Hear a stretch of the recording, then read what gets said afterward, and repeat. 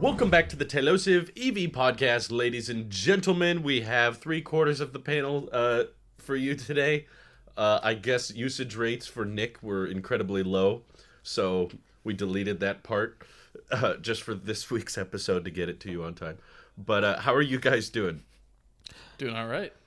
Yeah, doing well. Thank you for adjusting schedules for me today. Yeah, we're a little bit ahead of when we normally record, so if there's some kind of massive news drop, with our luck, there's usually a massive news drop. I know. Usually Friday the day mornings after we do our show. Yeah, pretty much every time. So we'll see what we missed in case we miss it. Oh my God, I can't believe announced. Right? Isn't that crazy? That was insane. I can't believe it. What I need to know is if did Randy ever get a scheduled date for his windshield, or is that still being pushed back?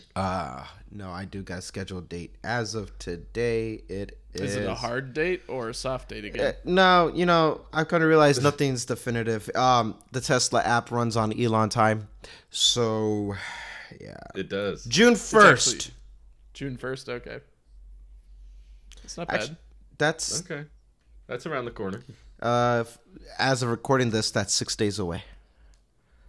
Well, it's better than every other day them saying, come in, we'll give you your windshield, and then at the end of the day, never mind, take your car back. Yeah. That could still happen. It can. I'm preparing. Unfortunately. I'm preparing for it. But now there's a week, Okay. which means they might have a windshield. The text message says like their in-app messaging. I think it's automated because how they say it goes. I'll read you the verbiage. Good afternoon. This is Marcus from the Tesla service of the city I'm taking it to. We have not received all the required parts for your service, so I am tentatively rescheduling your appointment. We will reach out once the parts have arrived to reschedule at your convenience. Thank you. And that's basically the same thing they told me the day of the last time. So I'm convinced I'm never going to get my windshield replaced. Yeah. That sounds very soft. That sounds like a very push it back 1 week until that week is up, and then push it back again until the part shows up. I'm sorry, Randy. That sucks. It is what it is. That's too bad. I can't do anything about it. Super glue helps. No, the crack is still there. You just... Yeah. Oh, well. Yeah. If I don't know if you guys caught it, but I was looking at this last night. Rivian has actually gotten rid of the public configurator, essentially. Oh no. So if you try to build your R1T or R1S, Oh no. basically you can just put down a reservation of $1,000, but I don't really know what you're locking in, because I mean, they referenced this in their previous earnings call. They said that they were going to update the website so that you couldn't like lock in pricing this far in advance. Mostly because they said that if you reserve a Rivian today, you'll probably take delivery end of next year. So it's already pushed out really, really far. But luckily they've rebranded the public configurator into this little subsection on the Learn More page of the R1T and R1S called Visualize. Mm-hmm. So you can like still spec out and choose your color and rims and what have you for the truck and SUV, but you can't lock in the price anymore, which is a bit of a bummer. That's a bit concerning. Says a lot about. Yeah. I mean, it's probably a good idea financially, but it sucks for us. Yeah. Obviously. It's a good way to manage demand potentially in a way. In the market. Instead of people, I guess, thinking that they're going to get their specific car at a specific time, or getting their specific car ordered in and then waiting for forever and then getting angry. Instead, it's get in line to potentially get one, and you can visualize one if you want, but we'll handle that later whenever we get to you. Right. Yeah, I guess it's kind of like what the Cybertruck was from day one, as in like barely locking in anything, but you can put money down. Except I don't even know what that means anymore because they're probably not going to do a tri or single motor, and dual motor still even in maybe territory. So it's kind of shifted to more of what's the difference between reservation and pre-order? I forget. A reservation. Is there a difference? Are we just splitting hairs here? There's a difference. A pre-order is a pre-order. I've seen people say, like, there should be a definition difference between putting money down versus like locking in a price. Like if you order a S3 XY, that locks in the price, whereas you order a Cybertruck, it doesn't lock in anything. Well, the Cybertruck is a reservation. A pre-order is you are locking in that price. Like when you pre-order your iPhone, so a week before it ships on the iPhone, that's a pre-order. The prices are finalized. A reservation, such as Cybertruck, Roadster, there you go. Things like that. I'm trying to think, like, even in like in gaming sector, the gaming sector, when you pre-order something, you pay the full price when you pre-order the game up front before the game's even out, with the promise of the game delivering. So yeah, pre-order is full price. The prices are done. Reservation is you're just holding your place in line, and you can cancel. Yeah, a reservation. Okay. I mean, so in that sense, reservation and pre-orders you could both cancel, but a reservation you have less to lose, I guess. Cybertruck, I think, is the only reservation, right? For what? I guess you could say. I don't know. I'm not sure what you mean, but Rivian's transitioning from taking pre-orders to now just reservations, essentially. That's what it sounds like to me. Maybe, but you didn't put in the full price of a pre-order of a Rivian. Like, you didn't put in $70,000 or whatever. I don't think any car does that, do they? I mean, I haven't paid the full price for my Model 3, but I have wired the non-refundable fee. What is that considered a pre-order? Nah. Or just an order? That's a pre-order because the prices have already been spec'd out for you. You know what your taxes and all that stuff is going to be. Yeah, it's locked in. That's a pre-order. Right. That's a pre-order. Yeah. Yeah. Okay. Maybe. I guess so. I don't know. I think that's a gray area. I seriously don't want to split hairs with this. This is so weird. I don't care. I'm so indifferent. Point is, well, Rivian took away something where we can get a finalized price because that definitely indicates we are going up in price, which is sad. Well, but also expected. It's fair because a lot could change in that amount of time. Yeah, like a year and a half. Before, just a couple days ago, they were locking in prices for vehicles they won't build for a year and a half. Like that's a big price commitment to not know about inflation, to not know about supply chains or what things are going to cost, or if the company will survive. It's a forecast. That's another big concern. I mean, they have a ton of cash in the bank. I don't think they'll die in the next year and a half, but they would have to spend a lot of money in the next 2 years. That would be impressive, honestly, if they could burn through that much that quickly. But on that note, there was an interesting question that was floating around in my stream yesterday that I was curious of your guys' opinion on, which is that because the Roadster is such like a low in demand product, do you think that they're going to honor the price points they gave to the reservation holders? Or can they charge whatever they want because it's the Roadster and they know its market will pay whatever they want? I don't know. Because they can't just come right out and say orders after 2022 actually have a price bump, because then that means a lot of people who ordered Roadsters, which I don't think is that many people, are now having to pay a substantial amount more than other people without being informed. So I do think they'll probably it's either all across the board they'll get a inflation markup in the final I guess, price out sheet, or maybe they'll just stay with the original price. But if they stay with the original price, that's one heck of a investment. Yeah, you missed a lot on Tesla stock, but what, $250,000 for something that does 0 to 60 in 1.1 seconds or something like that, and can potentially sit 4 people, kind of. Potentially, yeah, a little bit. And go around 600 miles. I guess they don't have the specs promised yet, so maybe that's the thing. True. All that's kind of up in the air too. Yeah. I would argue that the Founders series should have their price honored, but maybe not the non-Founders editions. Yeah. I don't know. I guess I think back to like the Model Y, where they gave prices and you can configure it and all that, but still at the end of the day, when the time came to order your Y, it was a little bit more marked up than what it was that they promised, and the numbers were a bit different as well. True. So I would lean more towards there's a difference in price and a difference in specs as well.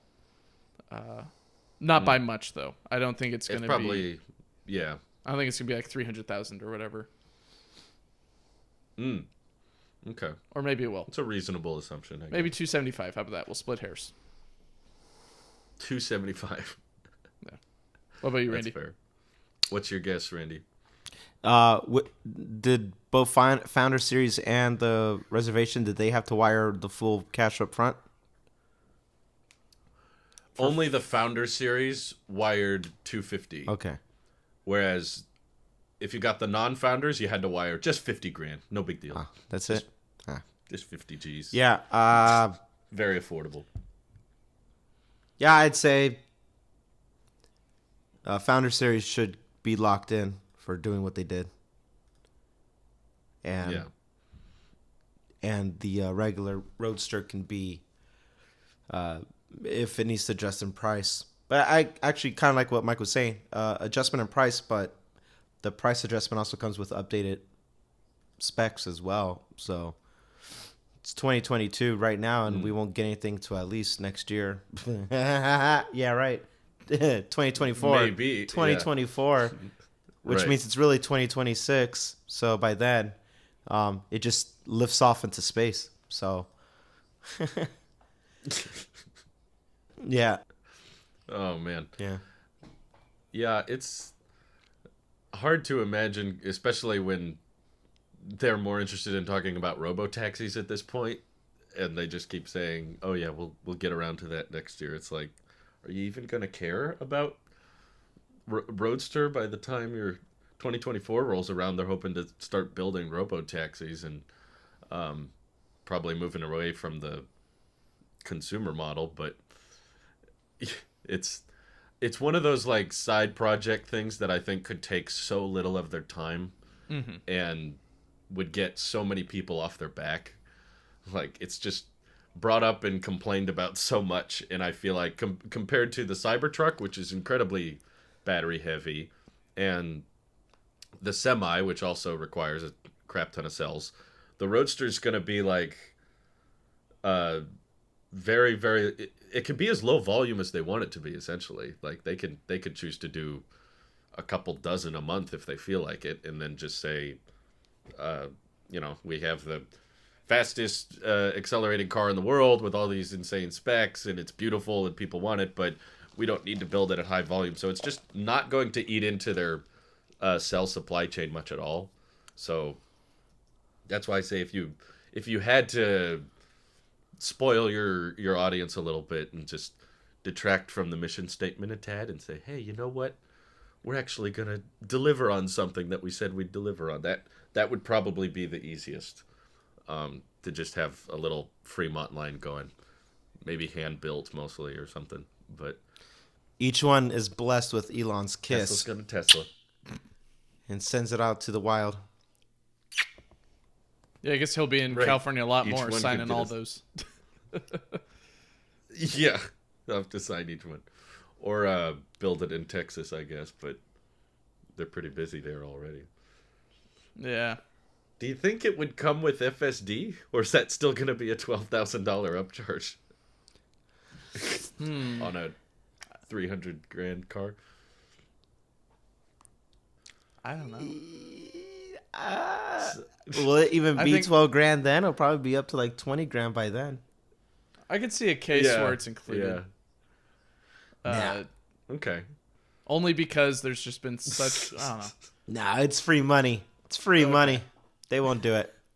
You got to pay. What do you care? That's not even a percentage at that point when you're paying that much money. Yeah, it's the smallest ratio of the total vehicle cost compared to any other Tesla.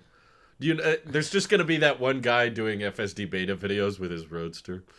It's going to be like getting curb rash everywhere. Oh, Trying to body paint being tuck around chafed things. off and I everything. kind of feel like the Roadster is the one vehicle that shouldn't have FSD.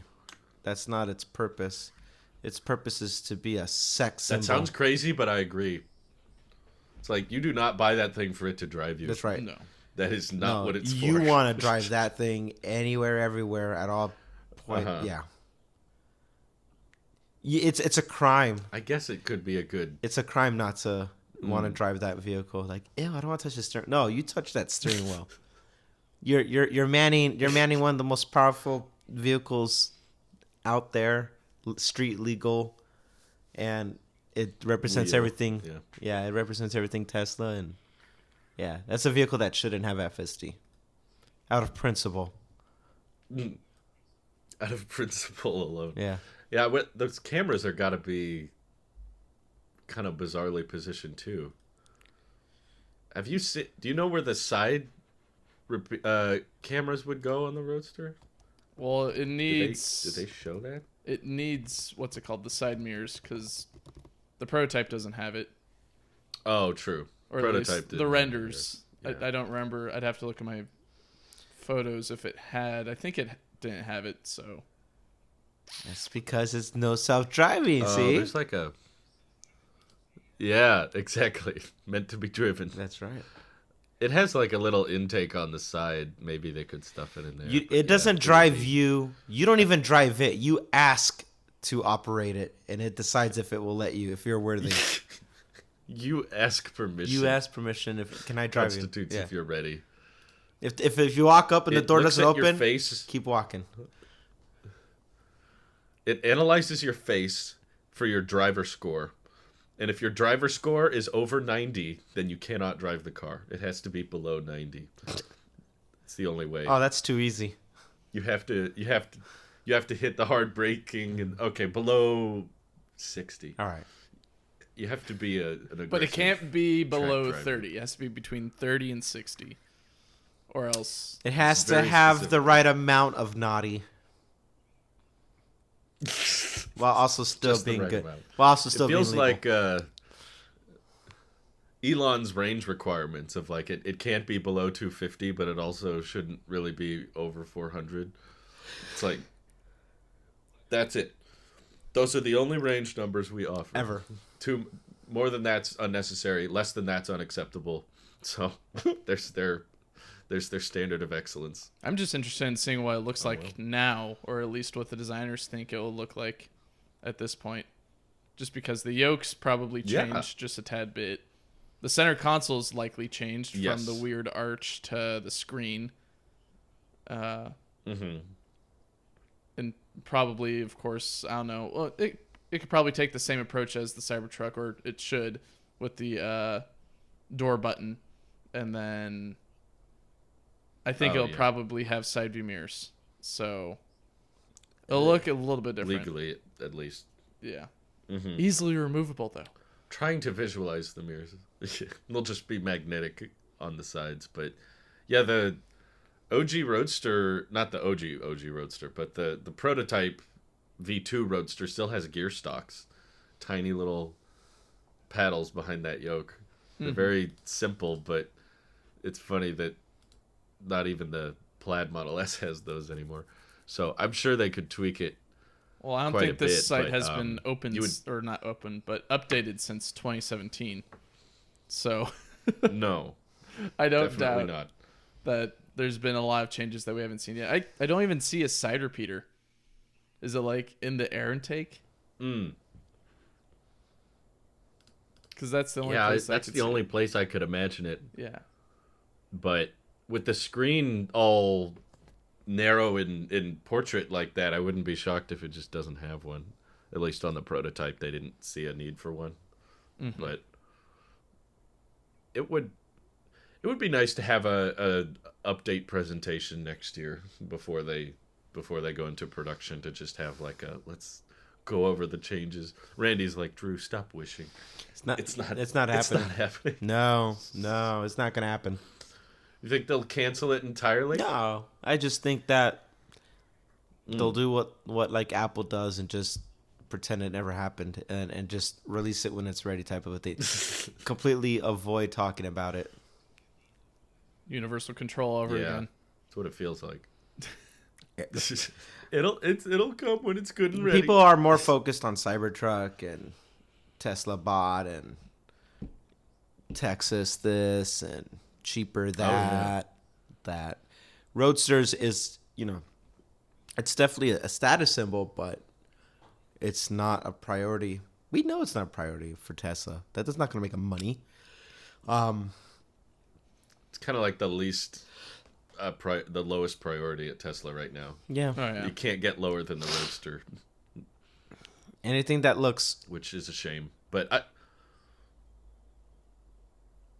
I was going to ask, it's a bit of a change of subject, but I didn't ask you guys last week if you had predictions or expectations for AI Day, since the second one has been announced, the Squeakle, on August 19th.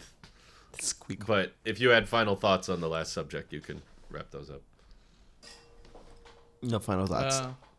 Yeah, I didn't know that it was supposed to be a series, cool. But it's cool that they're keeping the name and kind of keeping the event going. It'll be interesting to see. I mean, they're probably going to talk about the status of Dojo, hopefully. Or they're probably going to talk about it, hopefully. I hope they hopefully talk about the status of Dojo, along with where they're at, or at least maybe their predictions, if they're still what they announced last year or talked about last year, if they're still kind of on track with that, being able to implement it into TeslaBot. Maybe some skeleton of TeslaBot would be cool. If not, then maybe, I don't know, just showing people behind the computer, being like, oh, look, here's a visualization of the bot walking on our computer. So theoretically it should work. We just need to get the mechanics done or whatever. So we made a rendering. That's Tesla sometimes. Pretty much. The last AI Day was... Yeah, in, I was also 2020, right? Sorry, go ahead. Was it 2020? I think so. No, That it was 2019? last year. Or, sorry, 2021. Yeah. Was it 2021? Oh, wow. Autonomy Day was 2019. So there was, other than 2020, I guess every year they want to have a day for, here's how we're going to solve self-driving in the next 12 months. Following year. Here's how we're going to solve self-driving in the next 12 months. Oh, my God. That's going to be the routine now. Oh, Yeah, no. the Autonomy Day was It's like 2019. Dub-Dub. I'm And thinking then of AI Day Autonomy was Day. 2021. I remember watching that. I remember being at work, have my little phone to the side, and I was like, I put on my little out of office thing on Outlook. I said I was in a meeting, but I wasn't. But I said, like, do not disturb, just so I could watch. And I was like, this is not what I thought. Boy, that was worth it. I know. Yeah. I know. It's like, oh, no. It was the most nerdy, tech, geeky event you can possibly get. Like, into the weeds by far. I'm partly kind of confused why they live stream it publicly. I guess it's a recruitment event, so that's the goal, is to recruit AI talent. But man, it is a bit of a drag. But the big moment from last year was that excuse me, they went for like hours on this lecture, basically, on algorithms and machine learning and how the software works, and then like in the span of 15 seconds go from how Dojo and Silicon is so advanced and how we've developed it to by the way, here's a humanoid robot, and then have it go on stage and start dancing and everything. It was like so much to take in all at once, because this was clearly something meant for everyday consumers. Of like, everyday people are like, whoa, fancy shiny robot, this is cool. But to tag that right at the end of a big like lecture series that goes into such extreme depth was like kind of tone deaf in my view. Yeah. But also hilarious at the same time. I think I remember it was 2020 then. Battery Day. That's what 2020 was. Correct. I was like, something happened. September, Yeah. I think. I remember blocking out every year when I was working in San Diego. I was like, I have a meeting for this. And I was so let down for Autonomy Day that I was like, oh no, maybe Battery Day is going to be worse. And, I mean, no, it wasn't bad. But, yeah. The robot thing was a bit tone deaf. No, it wasn't. Yeah. I wouldn't say Battery Day was as bad. I mean, there was definitely... We could probably go back and look at all of these big, like, days or events that Tesla held and compare it to reality. And Battery Day, even though the market responded negatively to it, I was very excited by it. I thought it was huge announcements when they went into, here's our plan to lower the cost per kilowatt hour, and here's how we're going to scale up production. The false hype that has become more obvious as time went on is basically all of the changes to the end product that they announced. None of it really happened. The final product was a massive letdown. Wow. Because what did they announce? Basically, at Battery Day, they announced the Plaid Model S. Yep. Which was mostly Elon tweets and rumors at the time.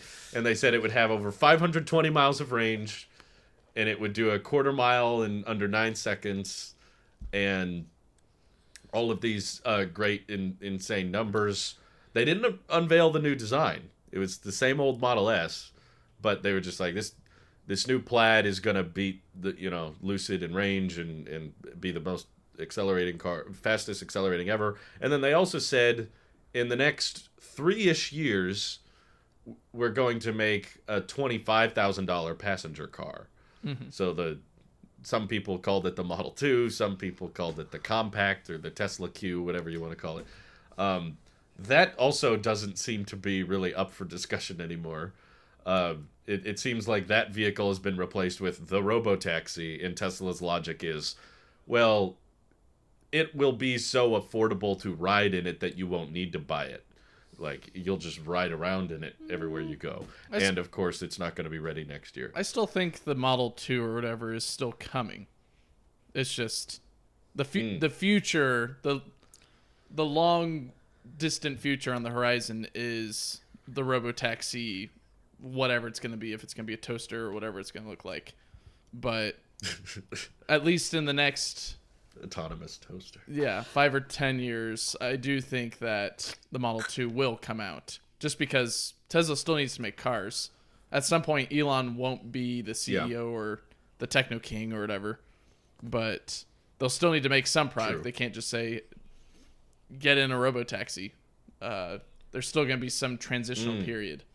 And I think Tesla could definitely, once they master the Model Y manufacturing and the Cybertruck manufacturing and have all factories running on all cylinders, then they could probably get in with the Model 2 in Indonesia or China or Germany, maybe Texas eventually or something like that.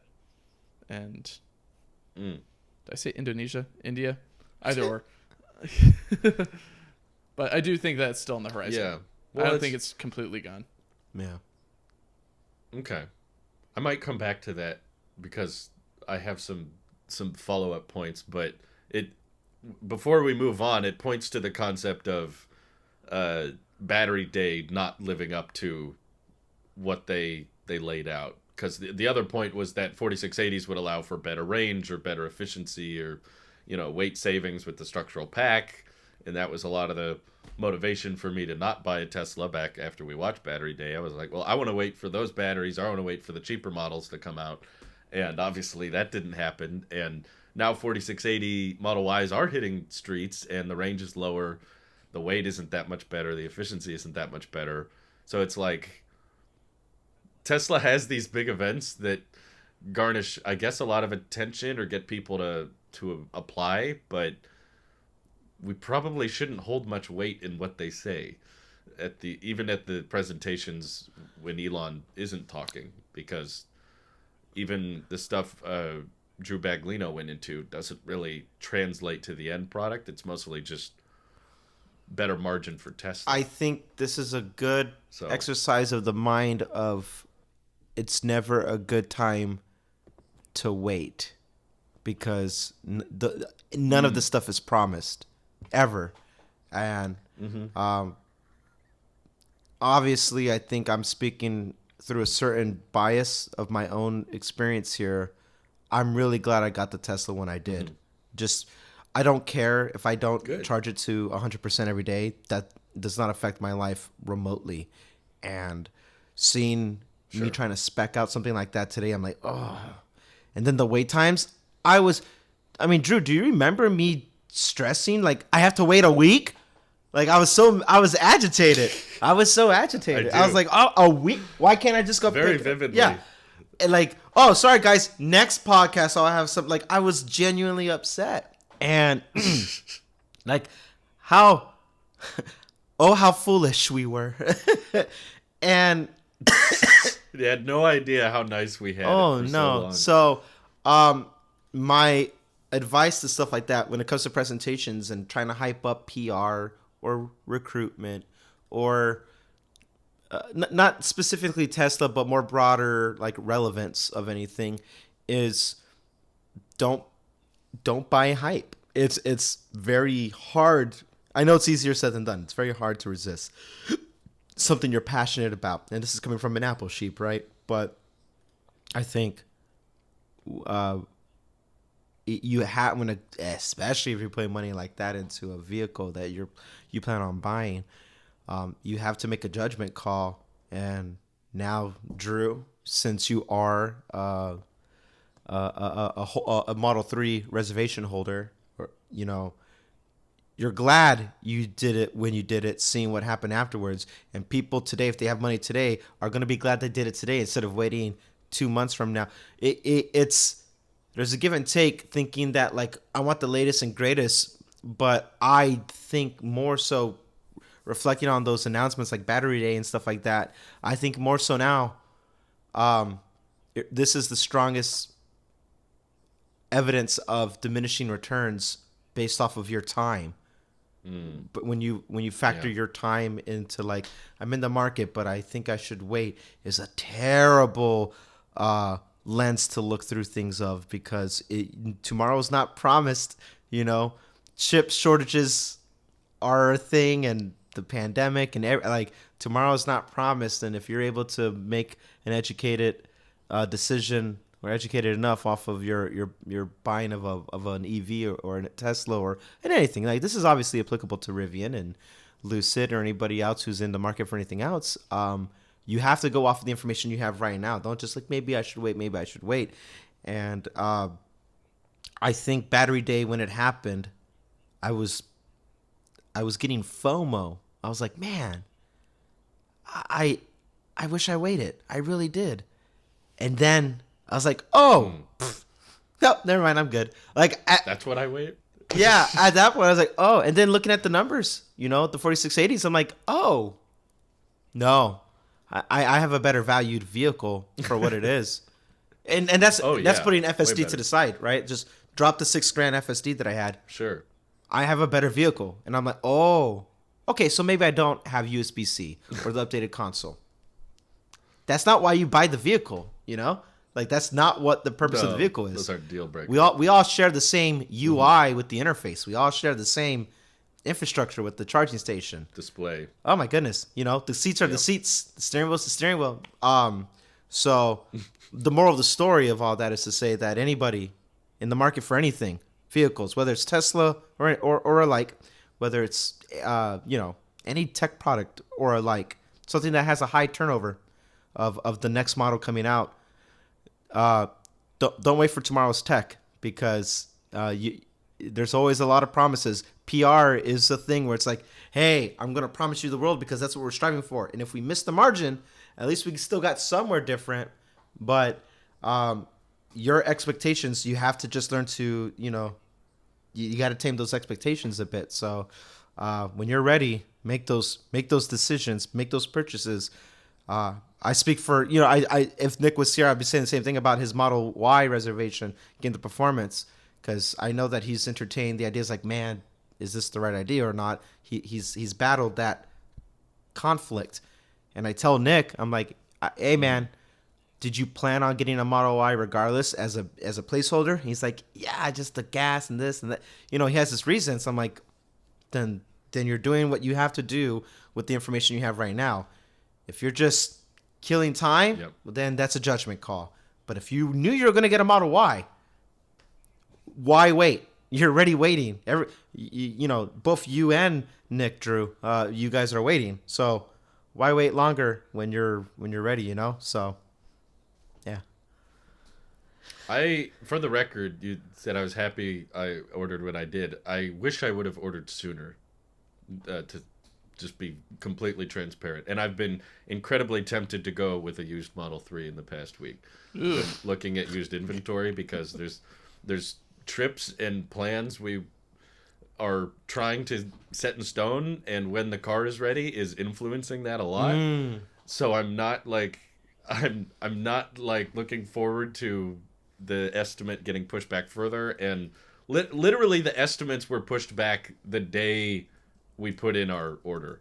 It was like that morning it said that if I got the white interior it would be ready by June.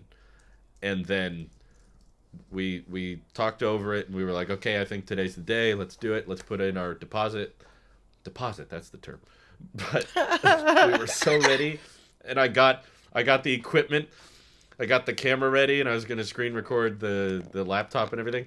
And then right as I was about to start recording, it pushed back to July instead of June. And I was like, oh, well, shoot. So if I could go back and do it again, for one, I would have ordered the standard range Model Y for $40,000 when that was a thing, because that was just an incredible bargain. But even if we pass all that and just fast forward to the Tesla plan, I wish I would have ordered basically right when they introduced LFP. That would have been the cheapest time, and I would have had the car by now, basically. So yeah, that's what my friend did. She got at the perfect time. Now she's got a battery that she can charge to 100% whenever she wants. Lucky her. Yeah. I wish. Though she is finding that she's charging a whole bunch, with... but that's because she commutes a lot. So, whatever. Oh, gotcha. Can I ask you guys, both of you guys, a question? Even though I know the answer, but this is actually more of a, so the audience can play along. I within the last week have announced that I have bought a house, and congrats. It has nothing to do with the show. I just like rubbing it in people's faces.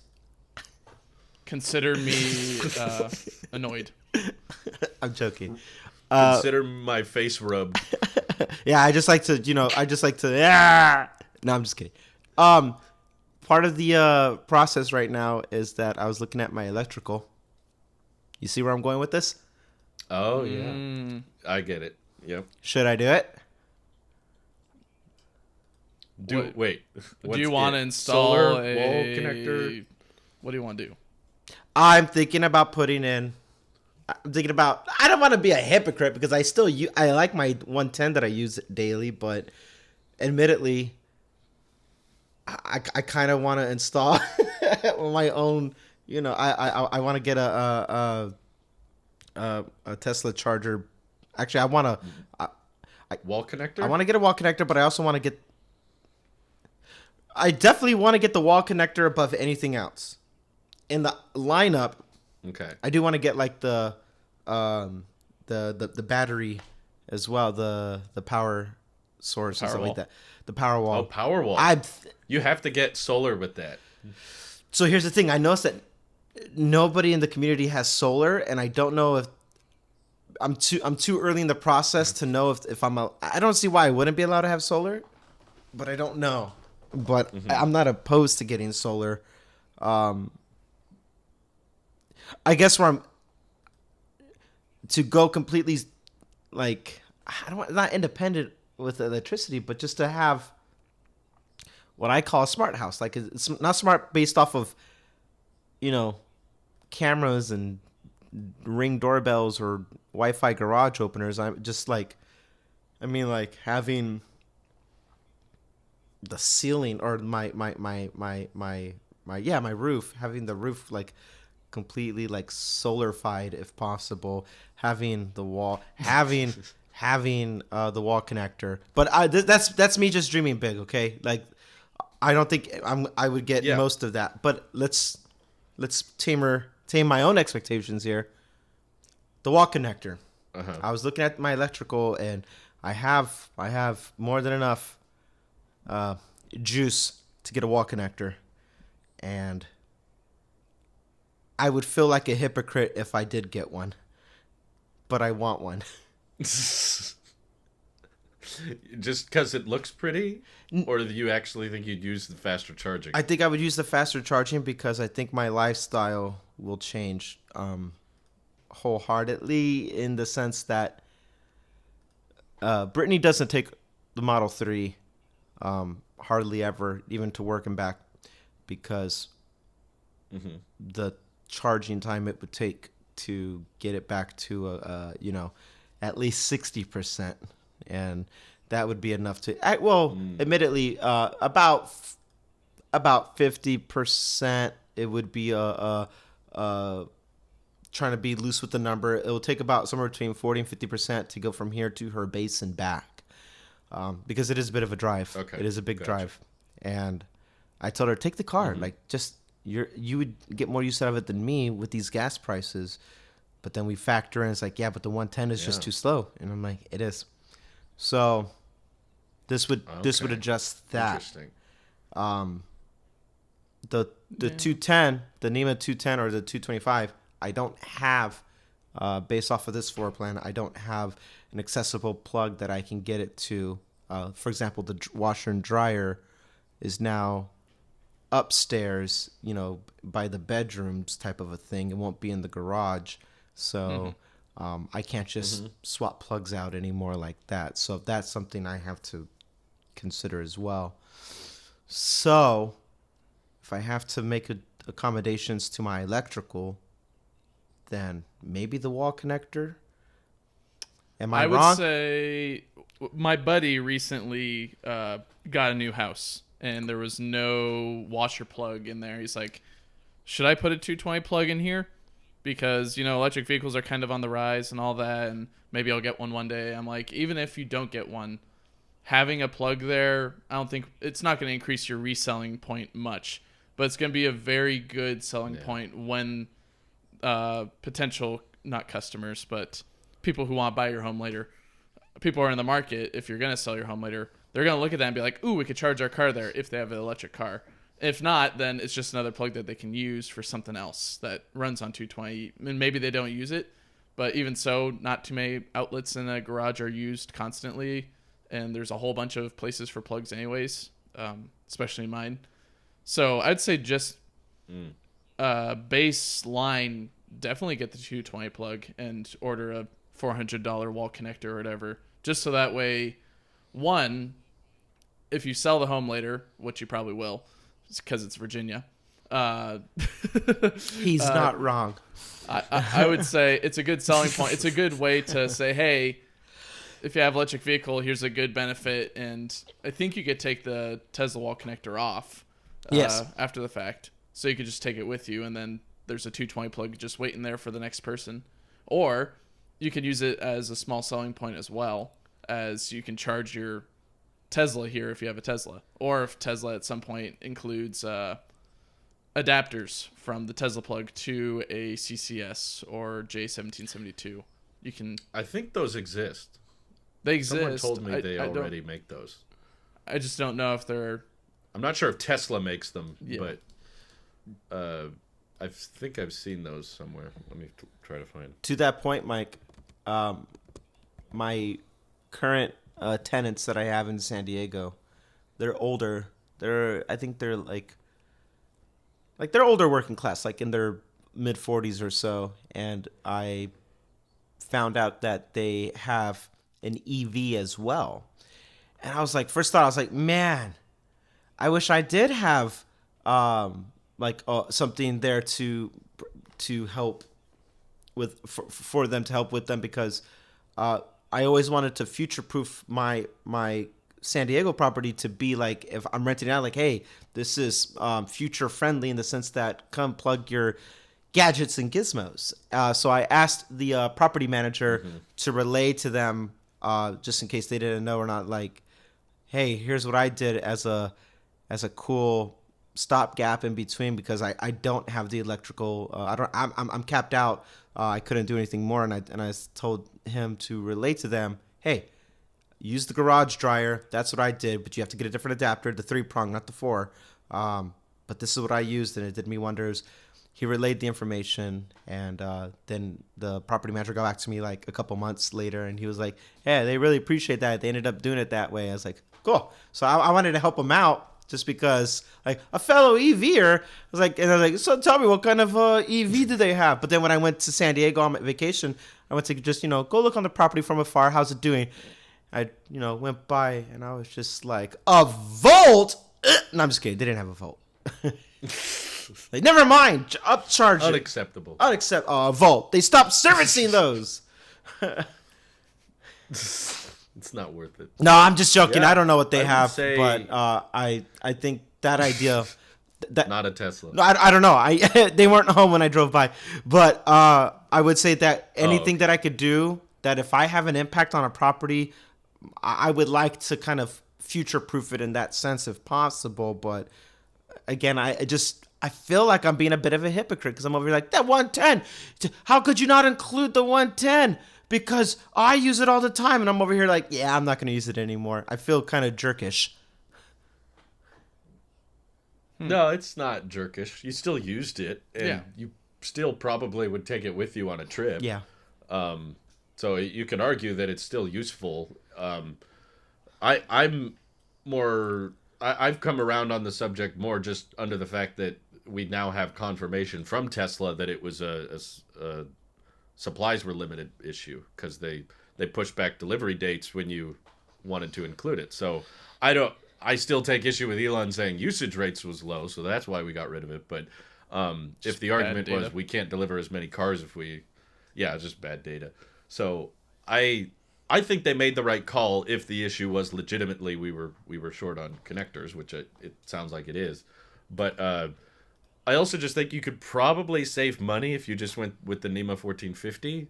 It wouldn't charge as fast, but I'm sure that will still be a high amperage plug that you could charge future EVs, even if they don't have a Tesla. They can charge a Rivian or a Bolt or a Lyric.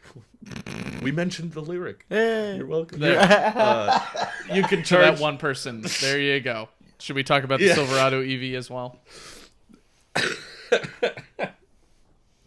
Yeah, with a 1450 installation will probably just be a bit cheaper, and will still get you I think close to 30 miles an hour. I think the Tesla connector will give you more like 40, 45 or so. Yeah.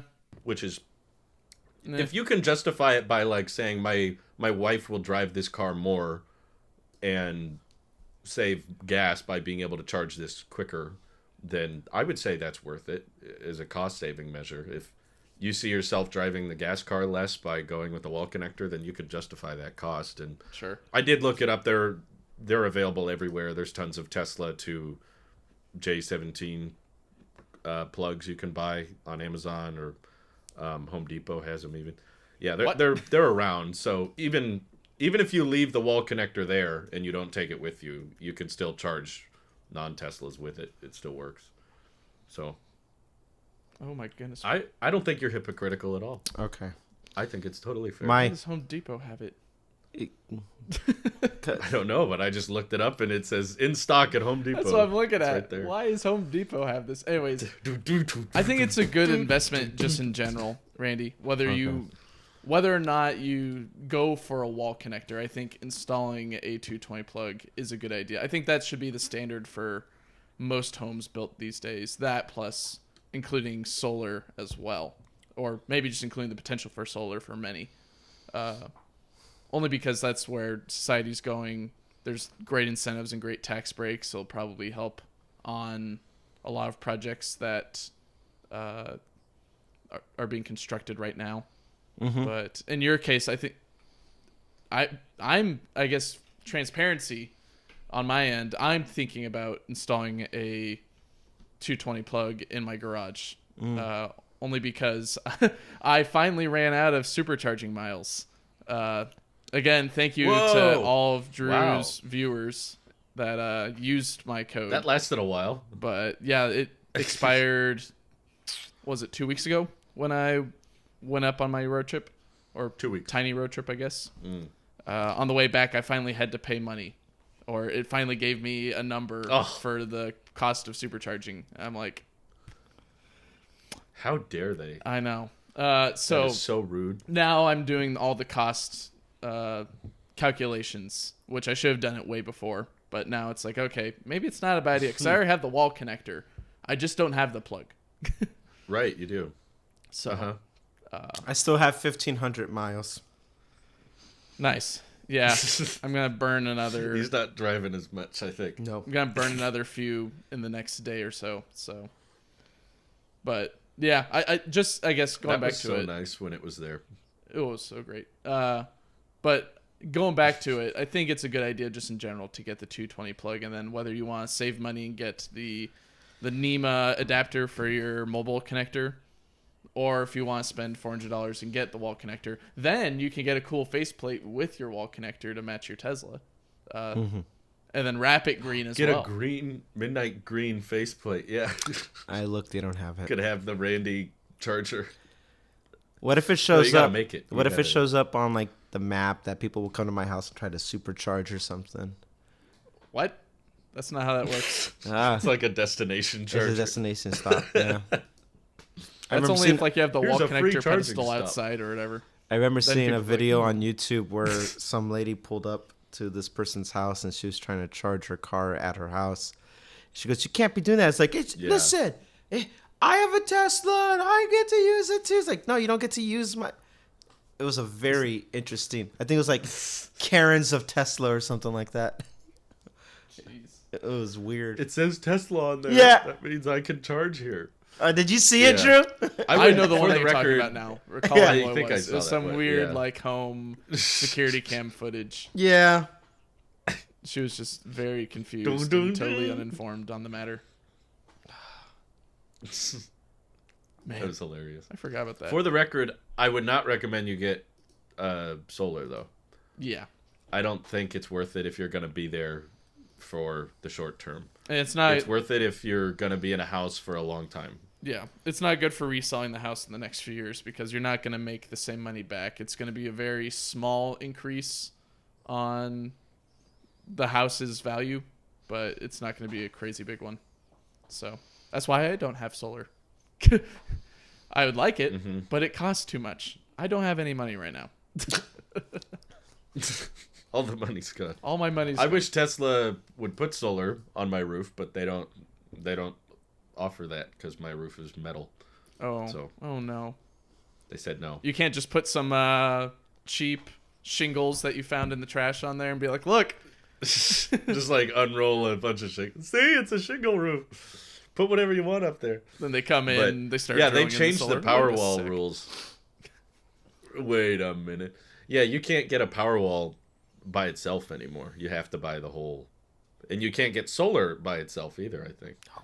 I think they started coupling all of that into one No, product, that's so- false. I can remove Powerwall right here on the product page. Oh, that's good. 0 days. Well, I've still of heard a lot of- full home backup. 0 days. I've still heard a lot of not so great things about the waiting process for solar, both in... I mean, deployments are down. They mentioned that on their last shareholder deck, but that's mostly because of supply chains overseas being messed up with solar production, but the bigger problem is if it takes super long to get to you, and I've heard that it can sometimes take months to get approval to even turn on the solar package, you'll probably be moving out of the place by the time it's activated. Oh yeah. So it would take a while. Yeah, I don't plan on sitting here longer than I need to, but that doesn't mean I'm gonna sell as soon as I leave. I will sell when it's the right time. Okay, fair enough. But you guys are right about the solar thing, though. I didn't think about the fact that like 2.5 years isn't enough of a. That part doesn't feel like an investment to me. No. But my next house It'd be cheaper to just pay the electric bill. Yeah, There you go. A forever home. my forever deserves solar. home in Texas. I don't know. We'll see. I don't know. That- Yeah, yeah. wherever that ends Where up would that being. be? San Diego, probably. Just go back there. Yeah. Let's just head back home. Yeah, Come back to California. Mike, come back. We have fire. There's We'll give you some point marshmallows. Mike made earlier that you have some marshmallows gather around the fire. I actually, for one, I don't believe we're ever gonna get a $25,000 Tesla. Okay. That ship has sailed in my view. But I'll even take it a step further and say I don't think we'll get a Model 2. I think they're gonna just keep building what they've already made, and they're just gonna refine that. And I would have thought they would make a compact or a smaller version if Tesla was able to catch up with demand. But now seeing how booked out demand is and how high a volume Model 3s are selling and Model Ys are selling in different countries around the globe, I personally just don't think there's a need for like, let's just shrink down the dimensions so that there's less steel or less materials used, and that way we can price it lower than the Model 3.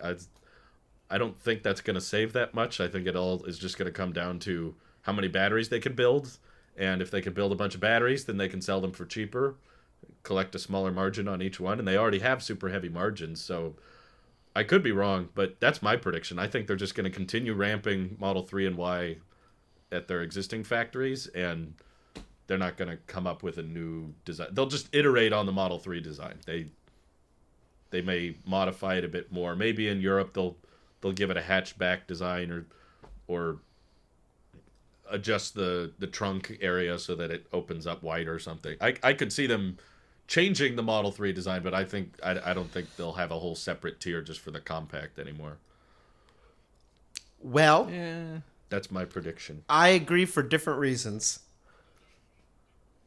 Oh, interesting. I I think Mike disagrees and you agree for different reasons, so we can go around and figure out everyone's mindset. I'll be quick with mine. I mean, they're so backlogged on everything else, and they got catch up. They're already struggling with the current inventory and the current models that they have. There's no point adding another one when we don't have Cybertruck, Roadster, Semi. We don't have even the price points that they want, that Elon has said he's trying to obtain with them, with the Robotaxi, Tesla bot, and all this fleet stuff, and just operational foresight of what they're trying to do. That doesn't mean they're not tinkering around with different designs and concepts and stuff like that, but a $25,000, whether it's a coupe or a sedan, whether it's a smaller version of a Model 3 or not, that doesn't fix their current backlog issue. It would only add on to it. So I don't think it's going to happen. Not for a very long time, if ever, because then by the time they're ready to come around that, they're already ready to trying newer, potentially cooler things than a cheaper. I mean, what's $25,000 adjust with inflation? It's going to be a Model 3, a baseline Model 3 standard range. I would suspect at that point. So Yeah. just like there's not going to be a $40,000 Cybertruck. Yeah. Yeah. Well, I agree on that. That ship has sailed. Yeah. But at least Yeah. with the caveat of 25K Tesla, I don't think that's going to come for a long time just because of how we're seeing inflation go and the demand that Tesla has. I don't think that's ever going to happen. I do think the model will exist at some point. Whether it's in the next 5 to 50 years, I don't know. But I don't see Tesla just sticking with the sexy lineup forever. I do believe, because even so, Musk said before, the X and S probably could have been canceled a while back, yet they're not because they didn't update, and they're more interesting cars now. But I do think the sexy lineup will grow into another lineup at some point, whether they just keep on calling them different names, like this is the commuter or whatever, or the compact or whatever they want to call it. I do think that'll exist just because people will get tired of the Model 3. I mean, people like Doug DeMere have highlighted, why would I get a Tesla? They're everywhere. It's the Toyota Corolla of the EV community now. It's all over the place. It's a good car. It's a great buy. Like, fantastic in terms of like things that you want and need out of a car. But people want something a little bit more exciting or different. And I think eventually Tesla's going to have to face the music that the 3 and Y won't carry sales forever.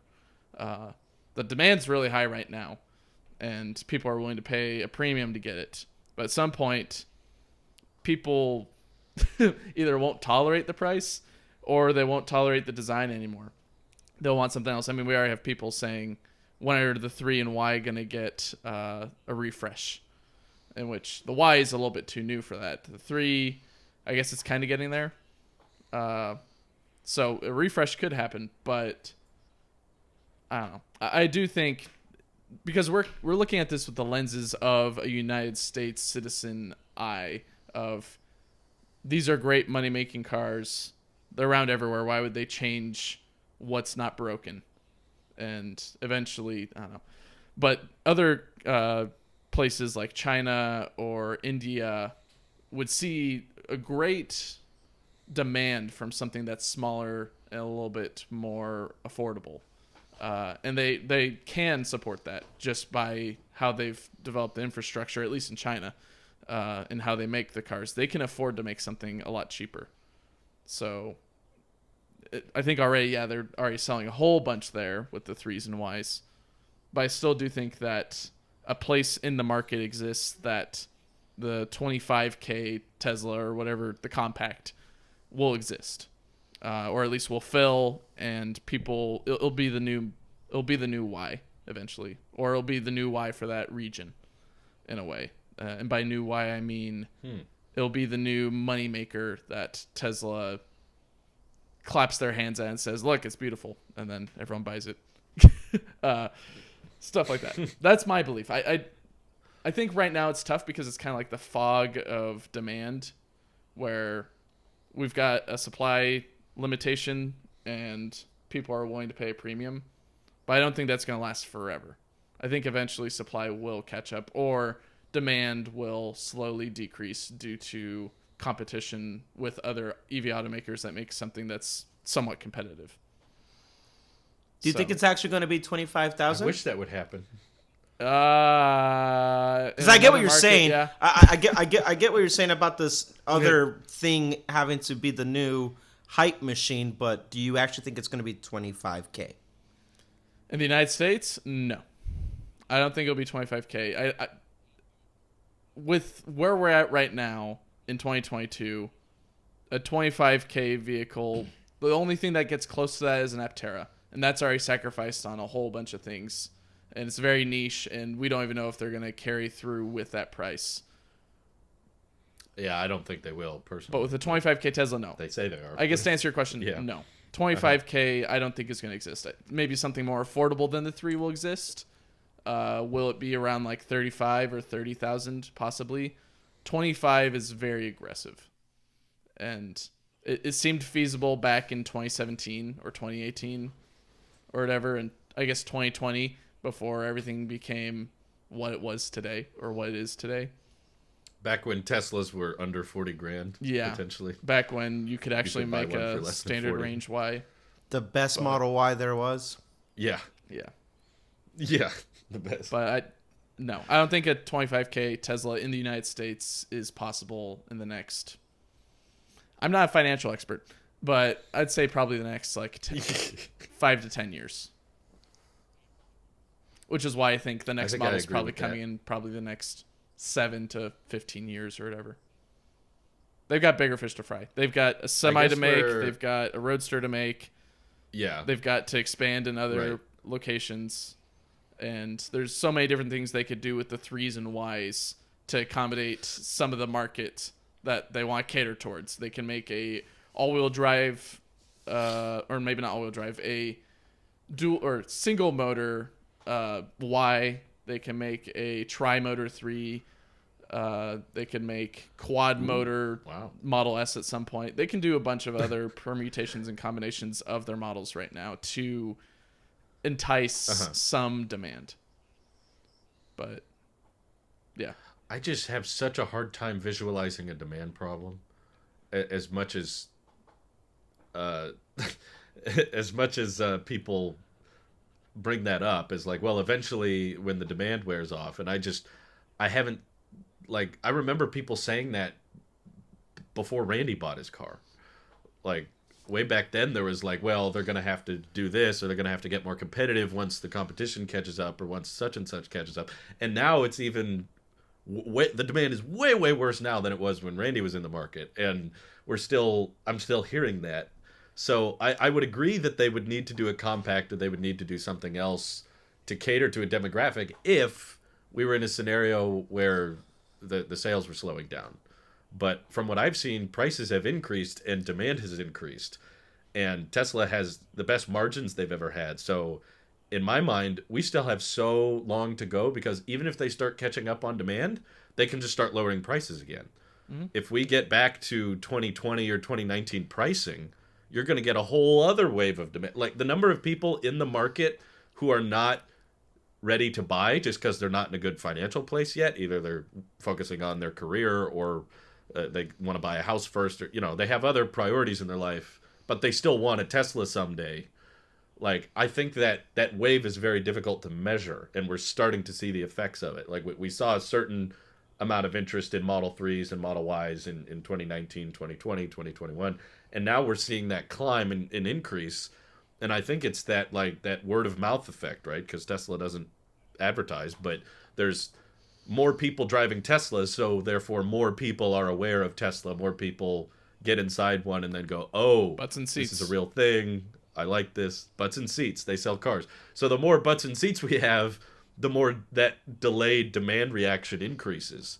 So I think that even if demand started slumping, Tesla would just lower margins a bit and say, because they've done that, they used to sell these cars at a loss.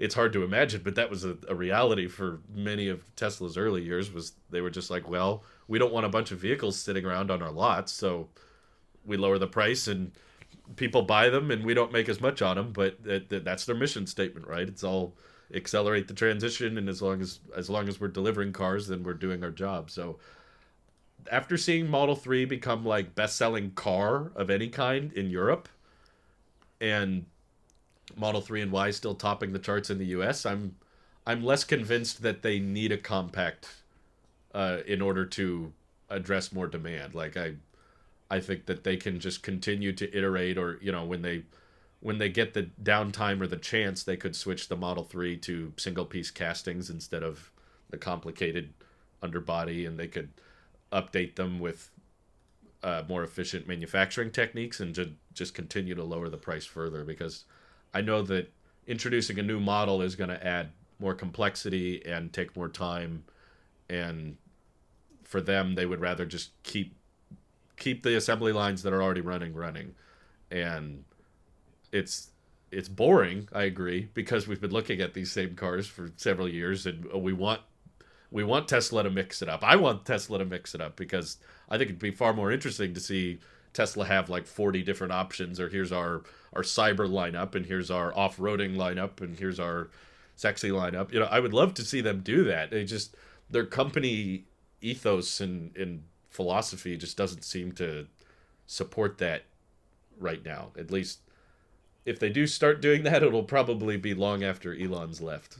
and they start to get to the point where they feel like what's slowing the transition is not enough options. Like, people don't want to buy our cars because they're too boring or because they're not charismatic enough or they don't have enough storage space or off-roading capability. If they start hitting that wall, then they can diversify the lineup a bit, but I don't see that happening for a long time. Frankly, I don't think it's that Tesla won't be able to build an EV and profitably sell it for $25K. I just don't think there's enough capacity for it. Seeing how well these vehicles are selling at 50, 60 grand, and now trying to imagine if Tesla made a 25K one, how many people could actually afford that? Especially when you start factoring in the gas savings. It would sell better than any vehicle currently sells today. And I think you would probably need a insane amount of production capacity, like 5 million a year or something. Like, and they don't have the facilities for it. The demand would be too high. So I've kind of abandoned that idea too at the same time. I have a closing thought, or I guess a wrap up here, but in regards to something that Mike had said, which I took a second to reflect on, when the Model 3 or the Model Y becomes just like they're everywhere the same way, like there's a Corolla or a Civic and you just see them out there. We have to remember why those things are so popular, why everyone has them. Back then, for that demographic, they were affordable, relatively more affordable on gas than, like a Mustang or something. So they served a purpose, a very functional purpose. They're economy cars, that's like the class that they fit. Right. And people chose to go with these Corollas, these Civics, or maybe even these Ultimas, Nissan Ultimas. They go with the economy part, not because it's the best looking, but because it's the most financially feasible one. It's the one that makes the most sense. That's why I got a Jetta over oh man, I'm forgetting the bigger version of it. But I got a Jetta over the bigger version of it for the Volkswagen. And I did that because it was extremely efficient with gas. And does it make it a bit stale? Yeah. And that's why I wrapped my Model 3. I was like, I want to add some personality to mine for that very reason. Because it felt, just in San Diego, one of the biggest cities in the country, it felt stale in a sea of Teslas. I was like, okay, yeah. Especially when they only offer you like 4 or 5 color options, it gets a bit redundant. I see all the colors every day at this point. Yeah. They're all over the place. Yeah, I was going to say. But in the Bay, Model 3s and Ys are as common as Camrys and Civics. They're everywhere. I would expect nothing less anywhere in California, really. But so with that same notion, there is a very good reason why the Model 3 and the Model Y are that common in the EV sector, and much like a Civic or a Corolla, I just don't see it ever slowing down either. I see people getting bored and wanting a different one, but I think those types of people already have a Model 3 or a Model Y, and then they want to add something else to their lineup. And I would be the first one to say that I'm speaking out of my own personal curiosity that the next car I would want to get would have to be something a little bit more exciting than a 3 or a Y. As I know that I'm trying to look at Ys right now, that's just strictly, economic purposes and stuff like that. But of course I want an Aptera. That thing looks so unique and weird, and it's cool. And I'm like, wow, why not? The Rivian. Oh, yeah. What a beautiful truck that Rivian is. And the more I see it, the more I love it and stuff like that. The same reason why we like the Cybertruck. It's like, I love the Rivian so much. Such a status symbol. So I think if we get to the point also where people are like, oh my God, they're everywhere. There's a very good reason why they're everywhere. And most people will take the cost-effective route over the I want to stand out and be a little bit different route, unless it's because they already have one of the costs. They already have their daily driver, and then I want the one where, I'm taking the wife or the spouse, I should say, or the whatever out in town, and we're just gonna go have a good time type of a thing. I feel like those other ones, Lucid will serve a purpose for that demographic of people who want to spend more and have that range. They will fit these little weird pockets of like, oh, all right, well, this is what Tesla's lacking here, here, here.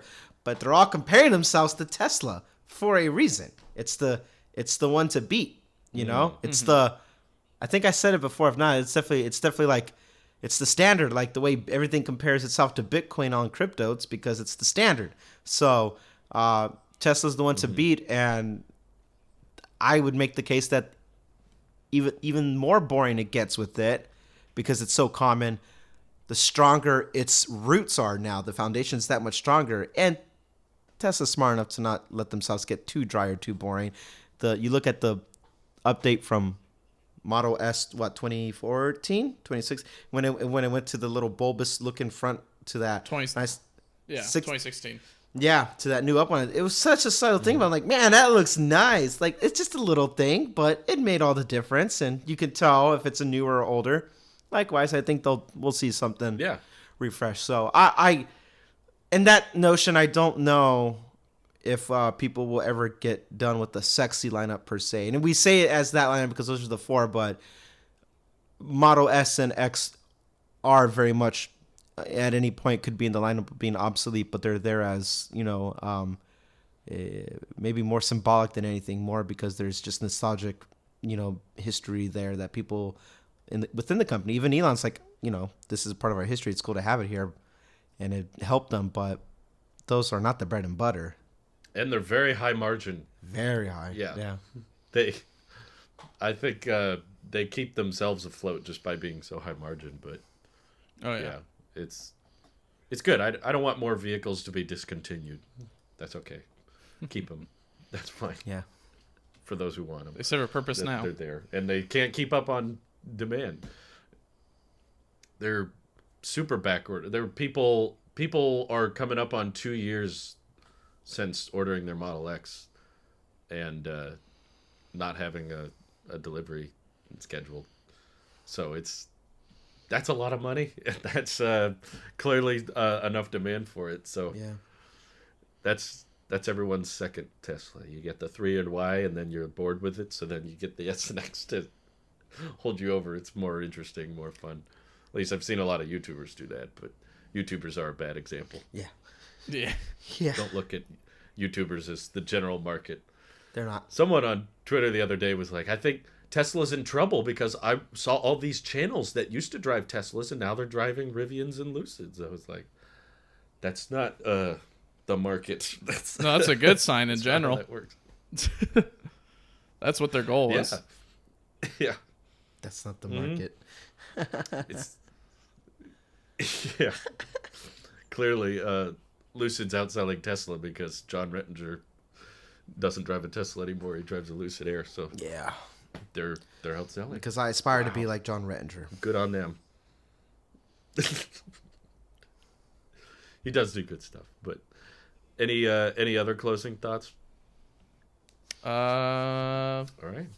I love the amount of Rivians I'm seeing on the road these days. I saw 3 of them last night when I was in the city, and people keep buying them. I love looking at them. That's great. I am so happy every time I see one. I freak out. The headlights, so iconic. I know some people don't like the headlights. I love them. I think they're perfect. My wife loves them as well. Symbolize the company. She's like, these are great. Good. They need to make more of these, except... That's the first thing you and your wife and I have agreed on, car-wise. Yokes? No.